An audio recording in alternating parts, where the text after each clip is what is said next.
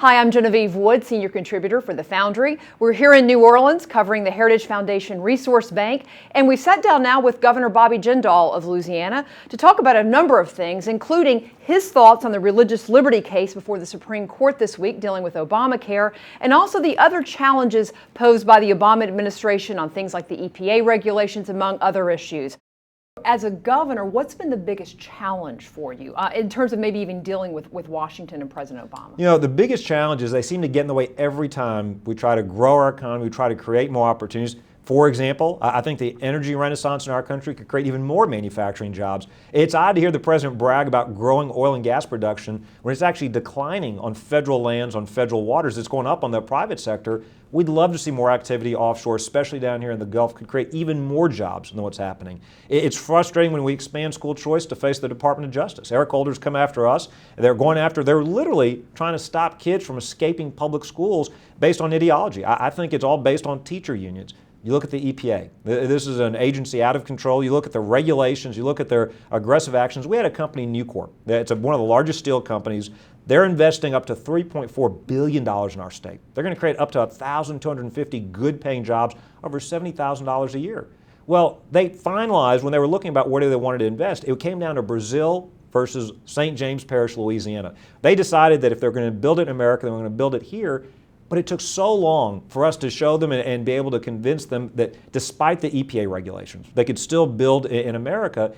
And here's the challenge. If they'd gone to Brazil, how in the world does that help anybody? Even if you believed this president's rhetoric and his ideology, how in the world does it help to put those good-paying jobs overseas? It doesn't help anybody. And so time and time again, we're so frustrated about this one-size-fits-all approach coming out of D.C. This president, I really just don't believe he trusts the American people. He thinks government is better positioned to make these decisions for us. And so it's very frustrating as governors, whether it's health care or whether it's education or whether it's the EPA or whether it's energy policies, time and time again, this has been an administration that tries to get in the way. Instead of, we're not even asking for federal money. We're just saying get out of the way. We're saying just don't create obstacles. President Obama had a meeting with the Pope earlier, and interesting that it happened the same week that his signature legislation found its way before the Supreme Court again on this whole issue of religious freedom, religious liberty. What's your take? Look, I think this is an extremely important issue. I gave a speech entirely about this at the Reagan Library over a month ago.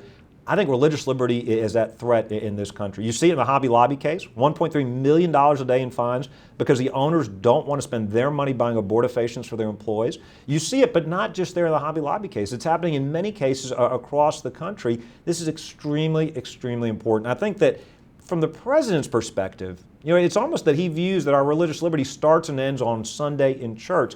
That's not the way it works. Religious liberty America didn't create religious liberty. Religious liberty created America, and it's very, very scary. It's very dangerous for the federal government to presume that they know better.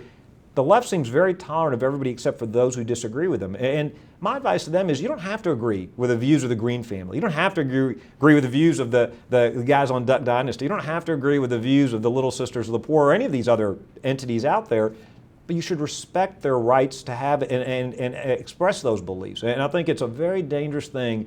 You know, this president has tried to trample on our Second Amendment rights. Now he's going after our First Amendment rights. I think it's a very dangerous thing. I think it's one of the most critical issues. And again, I think there's a fundamental misunderstanding from the administration of what it means to have the right to pursue our religious liberties, because without that freedom, there really isn't meaningful freedom of speech. There really isn't meaningful freedom of association. This is the foundation of other freedoms. There's a reason the Founding Fathers started there. So I think the Supreme Court case is very important, and I think it should be important to people of all faith, people of no faith.